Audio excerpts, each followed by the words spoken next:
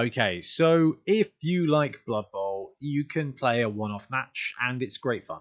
You can go to a tournament and play a bunch of one-off matches with a set roster, and it's really fun.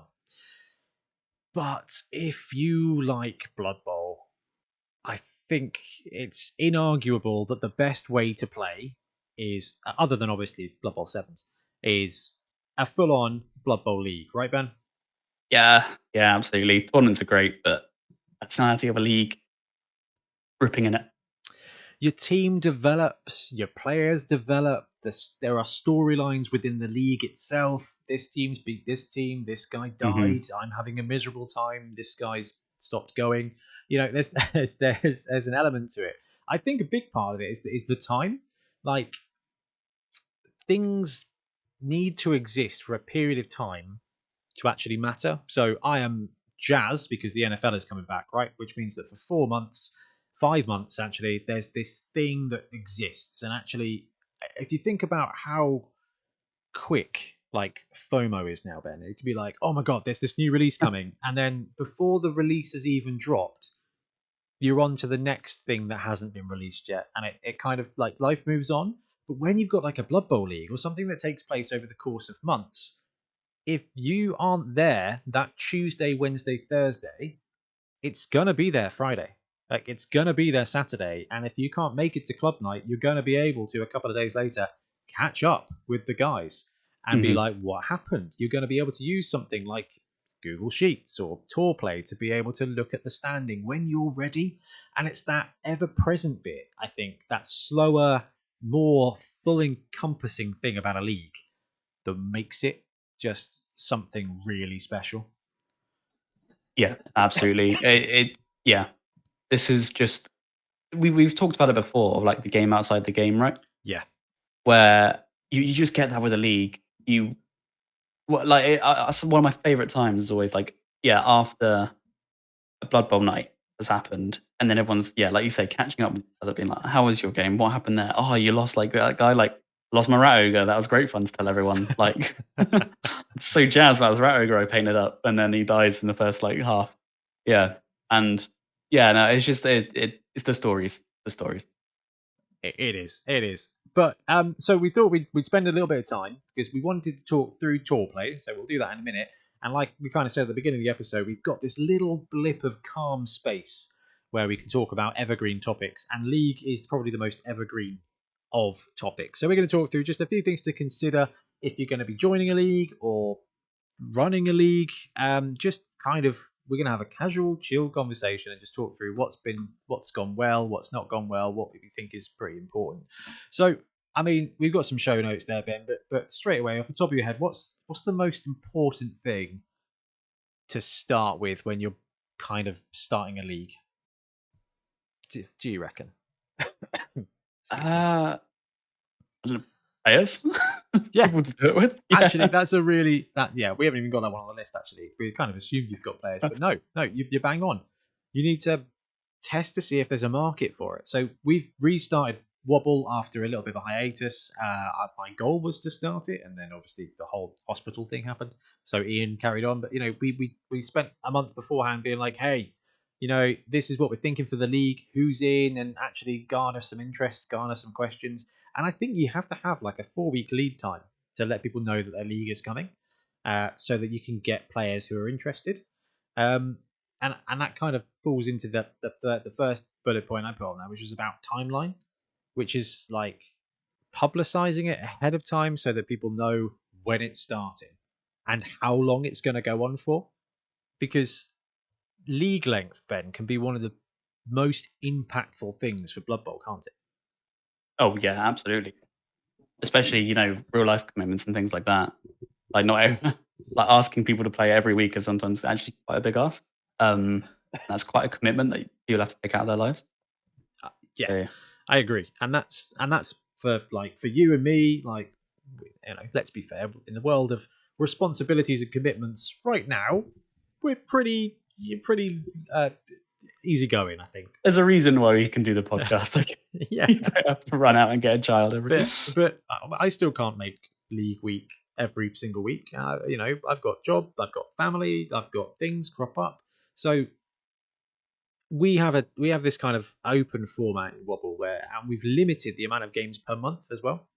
But the first thing you need to do is get your players, like Ben said. And the second thing you need to do is determine a start and a stop date, because that will help gauge how many weeks and how many games you're likely to get in. I mean, what do you think the shortest amount of games for a league would be, Ben? Shorter, The smallest amount of games for a league. probably 6, I reckon. Yeah, I think I agree. Like, you can do a mini league at 4, but that's really Yeah, you're not going to be developing your team in any way, shape, or form. at 4 before playoff. Yeah, yeah. I think that's the small. I think six is a short league, right? Yeah. Um, 8 is still quite short, but it becomes a bit long, and that kind of goes back into the thing about how many games you can play a month. Well, one thing we found in our leagues previously is that there are some people who are lucky and can go and play 4 games a month. And there are some people that can only go every other week. And actually, if you come and you're on game 3 and your opponent's on game 6 or 7, it's the skills and stuff can be a bit stretched. And also, if you've got a game, like a number of games cap on your league, then actually it can mean that by month 3, if you've only got 3 or 4 games in, everyone else may have completed their 6, and you're kind of Mhm. knackered. So we've put this rule in this one, which is 2 games a month max. You can run 2 teams and come every week, no problem at all. But to kind of keep it more accessible for drop-ins, dropouts, actually it slows it down, and we've set like a 4-month timetable on it. So that's realistically everyone's going to be able to get 6 to 8 games in by turning up every other week. And Yeah. I feel like that's way more accessible, don't you? Oh yeah, 100%. Like, I remember like even like coming into the first league, and you bring a fresh team against, like you say, like a fully skilled up dwarf team that's on like 1500 TV, and you're just like, well, what can I do? Yeah. And it can be quite really off-putting. So yeah, it's good to have this cap, and it encourages people to play more teams. Like I've maxed out my games this month. I'm gonna go and bring another team in if I really want to play more games. So yeah. I think it helps with kind of like this.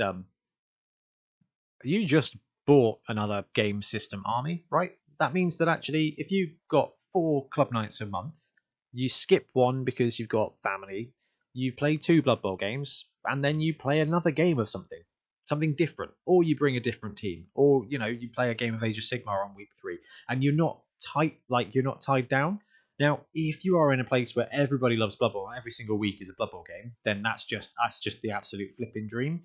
But actually, I think in a 4 week period, one day to play a different game, one day to stay at home and earn points with the other half, 2 games to keep up with the league. And if you're not there, there's like you said, Ben, that game outside of the game, where you can talk about what happened. And this is why we're going to talk about tour play in a second, because actually it's a really cool way of doing it. But that's what your timeline is. That's what's so important about your league, is agree with your players how many games, agree the cap, agree when your playoffs are going to be, agree how the playoffs are going to be, and then I think at the beginning of a league it's always worth discussing redrafting as well. Hmm. I mean, what are your thoughts on the redrafting process, Ben? I think it's pretty elegant. I was chatting to Ian, who's maintaining our tour play for this league. I was chatting to him, and he said it's really grown on him. It's not really punishing on the players who want to take it, but kind of fair on new players. Like I remember there's always been some issues with redrafting in the past where people can just like it's hard to strike that balance between people keeping their team that they've kind of just developed, especially if it was a short league or you haven't really got a chance to play with them. Getting a balance between using the stuff and not obliterating everyone else. So I think this has been done really well. We've got this Underworld team who's a redraft team, and it seems to be fair. Quite a scary gutter, but so do I. Yeah, they're at like 1150 or 1200 or something. Because the, the Totally most fine. the most important thing about Blood Bowl is that you can retain what you've got. But actually, the current redrafting rules are really good at kind of allowing it to still be competitive.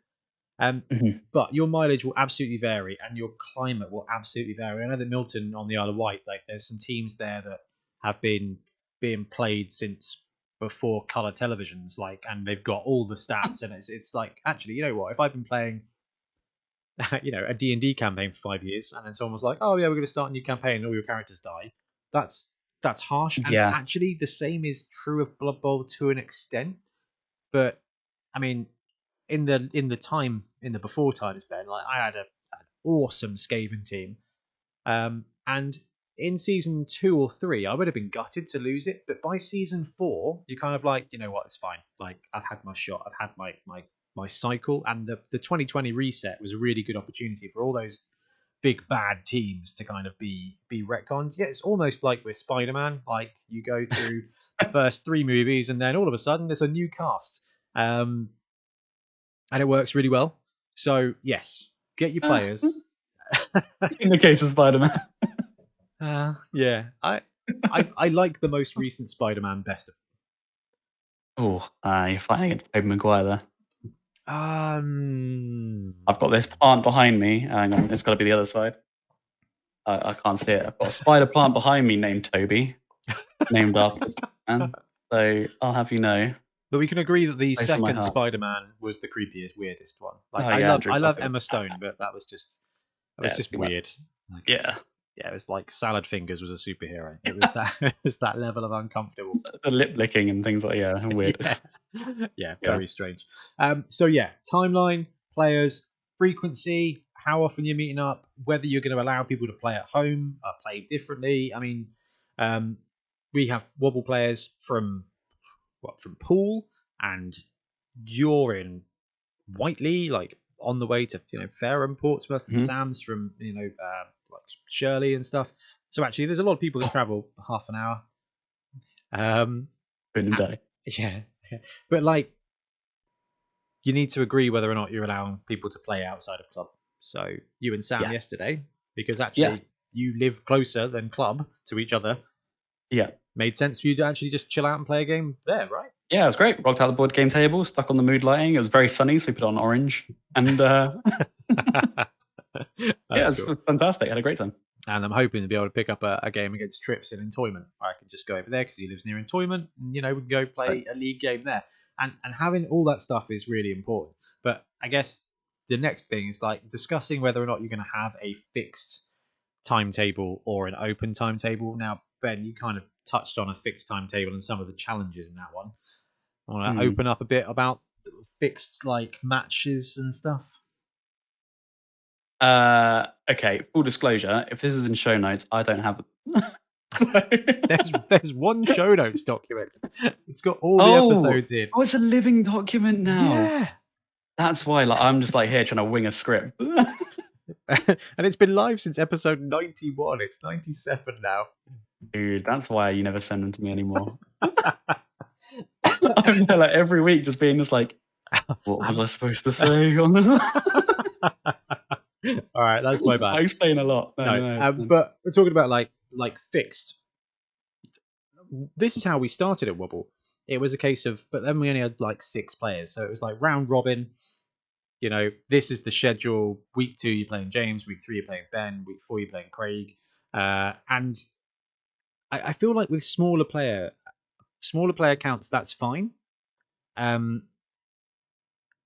But when you've got a bigger amount of players, they recommend that if you want to do a round robin, you split into divisions. And I mean, I love that kind of stuff because it's like we did divisions for a 1 season in Wobble, and it was really interesting. But it's not really necessary. We've moved to an open match, which is Ian will post up on a Monday, like, hey, who's coming to club on Tuesday? And you post up saying, I'm coming to club. And then Ian will just randomize the matches using Tourplay.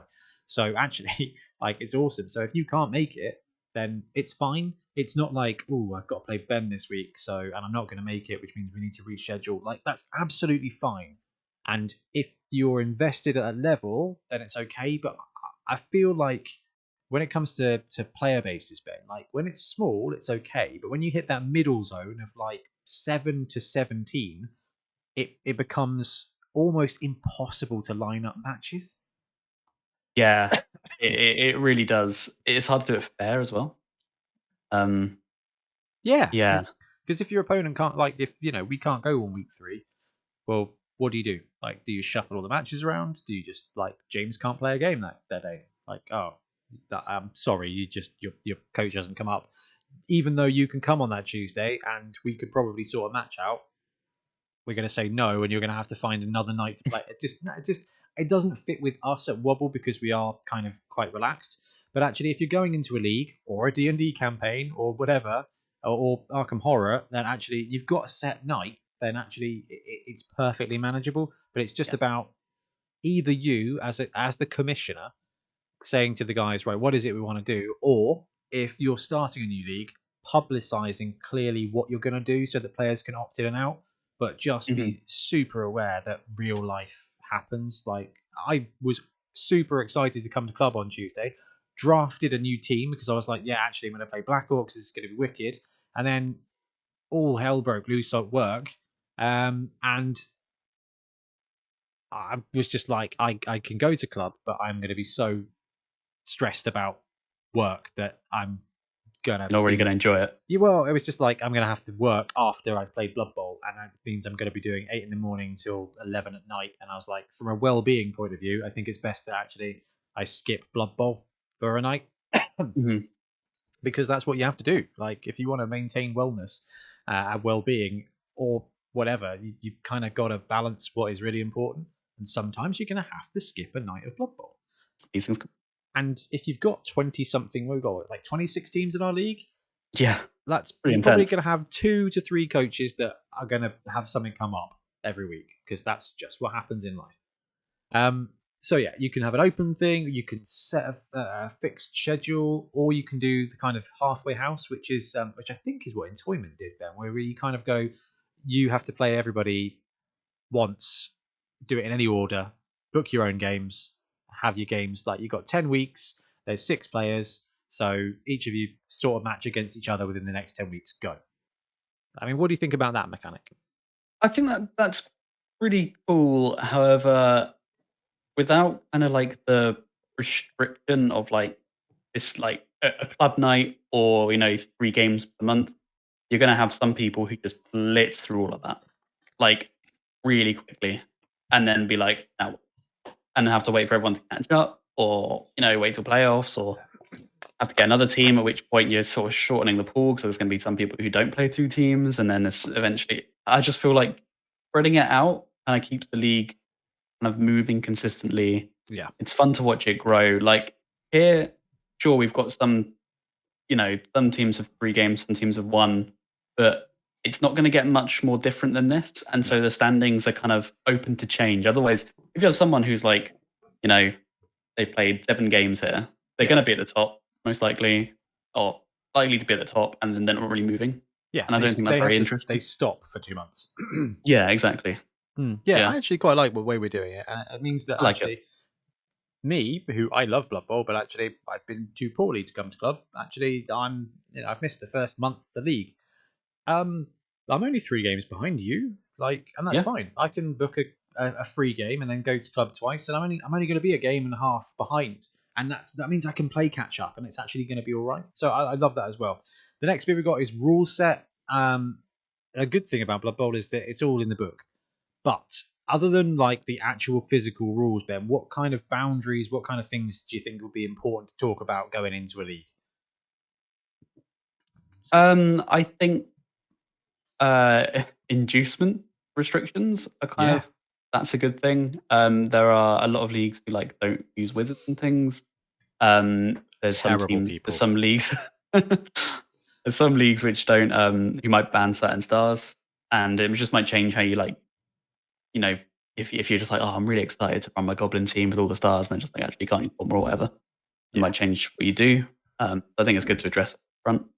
I think yeah, inducements is exactly what I was thinking. Mercenaries are probably the only thing that need to be controlled one way or another. Actually, it might be that your league is well up for mercenaries. In my opinion, everything else that they've released is fine. Whether you are I've using the cards, whether you're using inducements from Death Zone, or giants, or pitches, or whatever, everything is fine. But mercenaries, I think, are probably the only thing that can be gamed pretty hard. Yeah, that can be like. I remember when we touched on that, it was like, wow, you can just win a game with dudes. Yeah, They're very cheap. that becomes a little bit constructed Magic the Gathering, and that, while I love it, I think for a 1-day event would be really fun, or like a 3-week period would be really fun, but not like, hey, I'm a newish player, I'm rocking up, I've got my spike, I've got this, and then you've just mastercrafted a bombardier on your team, and I'm like, what is this? Where is this? Why is this? How is this? That's literally the only thing in our league that we're not allowing access to. Everything else that's legal, fully boots. I did take the side bet, which I've actually like since I looked into it after using it just to like, you know, and when I was like looking into it to take, I think that one's caused a bit of a controversy. I don't think we really touched on it much when we covered Deathstone. I don't think we really did. It got FAQ'd, which is good because before I saw the FAQ, I didn't realize it had been FAQ'd, but fortunately, Tourplay. A great feature of Tourplay is that it includes all the FAQ stuff, and it didn't let me do it, which is like, as in like, it just, I actually put in, I thought I could use petty cash for the side bet, which is really strong.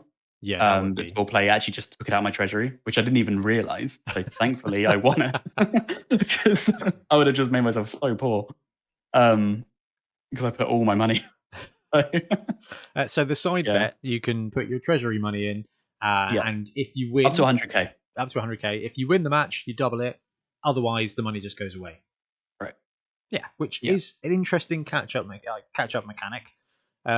The problem I think we're going to have with that is that if you get, and this is the difficult thing, because like, if you have got a young league, actually, there's not, like, teams are pretty close. Like, if until you kind of get maybe 8 to 10 games difference in your team, you're okay. But by kind of 8 to 12, there are going to be some orc teams, some dwarf teams, some undead teams that don't have anything to buy, so they're just going to chuck side bets on.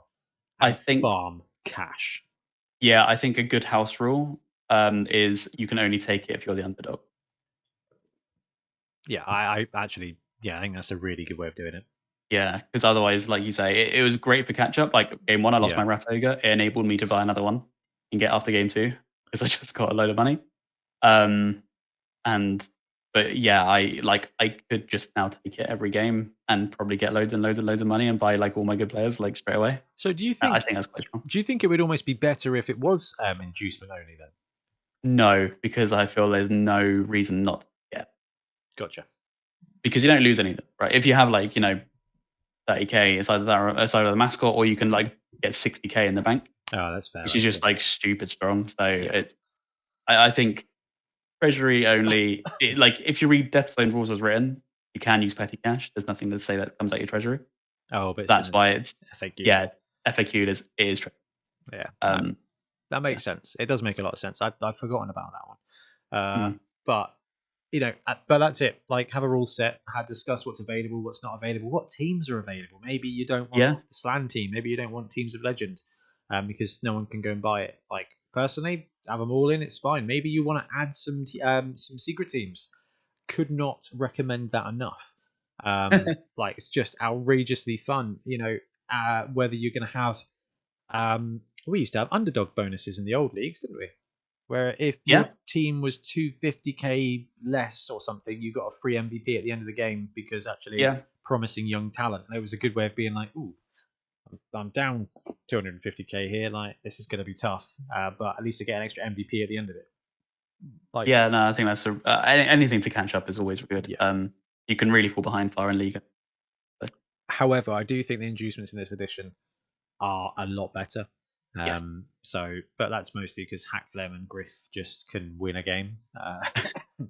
And I know you and I need to talk about this at some point about whether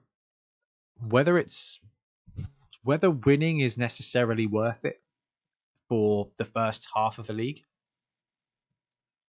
Because actually there's going to be a lot of opportunities where it might just be like, I could try and score, or I can just throw the ball around the backfield and farm blocks to get SPP to build my team up. Because the way this system works, you get 10k for a touchdown. You don't get any more or less money for winning now. So it's kind of like for team development, I don't mind losing the game if I get more SPP on my players from doing this and that. It's an interesting one. I think we'll see a lot of that when BB3 lands. Yeah, it is intriguing. I do think the 10K help in terms of scoring touchdowns. Like, no, sorry, 10K help. What does that sentence mean? Oh, no. I think the 10K helps in terms of scoring touchdowns. Does that help? Does that make any sense? I'm so scatterbrained today. Yeah, so I think the touchdown 10K is a really good incentive. I know when I was looking to get more money, I really, really wanted touchdown. So I was very incentivized to score keep more. scoring. With the getting your winnings just from the fans, that's all my roles, like all 3 games, has been 3 or lower. And dedicated fans. So the money's been really like rip feeding in. Yeah. I do like this new cash system in 2020. Like I really didn't enjoy it in the last edition, where it was like, oh, I had a brutal game and I've rolled a 1 for my money. Yes. Like it was not the best. In fact, that was another one that we house ruled in maybe the 3rd or 4th league because we were like, what do we change on that?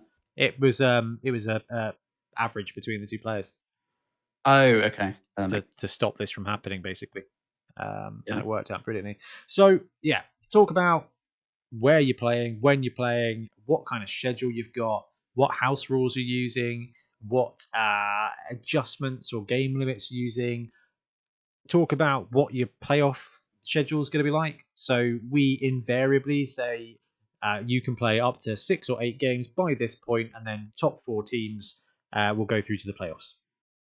Mm-hmm. That's kind of just how we do things. And then actually over that month period, everyone's kind of like, oh, league's over. I'll start brewing up some friendlies. I'll play a different game. I'll stay home or whatever. And actually, it's always kind of nice to have that little end of season few weeks of peace.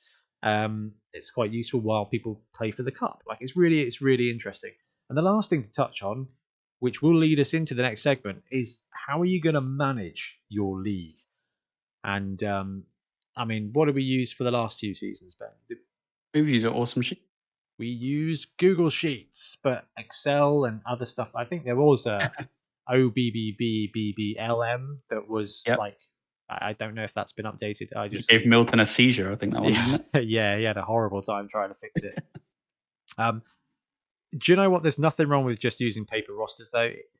For smaller leagues, that's absolutely fine. If it's just you and like 3-4 other friends, then actually each of you just having a paper roster, no problem at all. But when you get to the realm of sort of 15 plus coaches, then having something online is definitely the way to go. Mm-hmm. But yeah, like Ben said, there's Google Sheets out there, or there is Tourplay, which someone suggested to us, and we were like, right, well, actually, let's start our new season. So before we take a quick break and then come back to talk all about Tourplay, Ben, is there anything else you would want to consider or kind of highlight about running and joining a league? Probably not. I think that covers it. I think there's a little bit maybe in management, which doesn't really cover in Tourplay, and that is, are you going to have like prizes and things for a league? Because like some leagues might have like prizes at the end. That's something you might want to consider if you are running one. Oh my god! And actually, the rules of the prizes for the team league, like in-game rules as well, like in-game prizes. Like, will your team earn money? Will your team earn what are the chests? Because there's rules in stuff, isn't there? Is there? Yeah, I think there's actual like rules for winning certain cups and things. Oh wow! Okay, but people don't normally use them because it's a really, I didn't realize this was a thing. It's a really awkward thing. Like winning a league is kind of like, well, you won the league, you won more games, you therefore have got more money and more SPP. Do we really want to give you anything else? Definitely something you should talk about. Yeah, I'm sure there's in some of the spikes as well. There's like, if you win the Frozen Cup, you get this. Oh, I do remember that. Yeah. Oh, yeah. Like glittering. Oh, there's glittering prizes. First, second, third play. And then yeah, the Ice Bowl has got it here as well. Many glorious prizes. As usual, the team that finishes first, second, and third receive gold pieces. The Ice Bowl Chalice. In addition to their cash prize, the winner gets the Ice Bowl Chalice, The team that holds the Ice Bowl Chalice gains the following ability at the start of each game. At the start of each game, roll a d6. On a 4+, your team gets an extra reroll for the game. Oh, okay. Yeah, so yeah, you might want to consider using those. I think another thing as well, one more thing on the management is it's definitely something we've talked about before with Wobble, is like having like a pool of stars. Like if people might not necessarily have a star player for their team, maybe your league could have like a kind of communal selection of star players, that because it's always handy when you have like just enough cash to buy you a certain star that you might not have and know that you can rock up. Yeah, that's massive. Inducements is something that we need to take a bit of a deep dive into. We started the other week because actually knowing what's available to you is really important. And if you rock up to a league and you don't know who you're playing, so the way we do it at Wobble is really good. Like Ian's done a superb job of this. He puts a post on Facebook saying who's able to come, who's coming on Tuesday. He'll then run the round in the morning or the night before or something, and then everyone can see their team value so they can start planning what your inducements are. Yeah. But if you rock up and the game's changed because actually you were due to play James and I was due to play you, but James can't make it, so actually then the other person can't make it, so you end up changing opponents. You've got to be Johnny on the spot with inducements. And yeah, having like being there and being like, right, okay, I can actually afford Griff now. Having access to models that represent star players as a league, really useful. Because like, no worries, mate. Here, use this guy. This is Griff. You can borrow my Griff. Like, no worries. Yeah. And actually, it becomes that balance is there, because if you rock up to a club night, you've got inducements to take a star, but you've got no star players, or you don't know what star players you can even take. Actually, you kind of see that at the beginning of leagues with new players. We used to in the old edition anyway. It was a case of like, I've got 370 to K, like take K to take. I guess I'll just take a wizard or I'll just take a halfling master chef and a keg. And it's like, come on, dude, that's like 2 hack flames. Like, there's more you can do, but until you've got that accessibility, that's an excellent point, BT. Excellent point. But we will move on to Tourplay. Thanks very much for watching. We really appreciate your support. If you want to help support the channel even further, please like and subscribe, or come join us on our Patreon.